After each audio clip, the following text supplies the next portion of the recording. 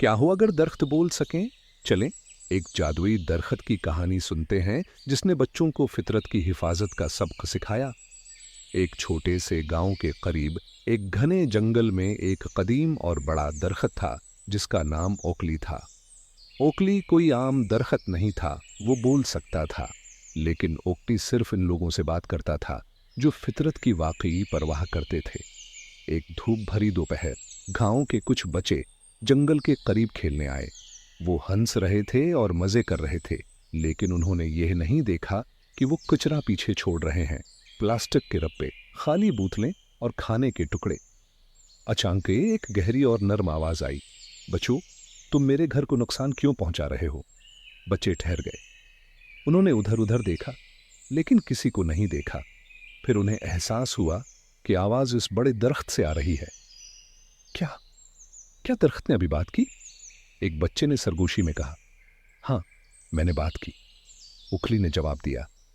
मैं ओखली हूं, इस जंगल का मुहाफिज। मैं यहां सैकड़ों सालों से रह रहा हूं, जानवरों, पौधों और तुम्हारे गांव की हिफाजत कर रहा हूं। लेकिन आजकल तुम लोगों की फितरत के लिए बेपरवाही मुझे उदास कर रही है। बच्चों को शर्मिंदगी महसूस हुई। उन्होंने कभी सोचा ही नहीं था कि उनके ऐमाल जंगल को कैसे मुतासिर कर रहे हैं। ओखली ने कहना जारी रखा, ये जंगल बेशुमार जानवरों का घर है। जब तुम किचरा छोड़ते हो तो ये उन्हें तकलीफ देता है। परिंदे, गिलहरियां और छोटे कीड़े भी तुम्हारी लापरवाही की वजह से परेशान होते हैं। एक लड़की मया, जो बच्चों में से थी, आगे बढ़ी। ओखली, हमें बहुत अफसोस है। हमें एहसास ही नहीं था कि हम नुकसान पहुंचा रहे हैं। हम उसकी तलाफी के लिए क्या कर सकते हैं?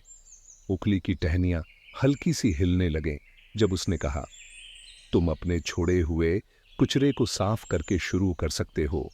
फिर वादा करो कि तुम इस जंगल की हिफाजत करोगे और दूसरों को भी ऐसा करने की तरगीब दोगे।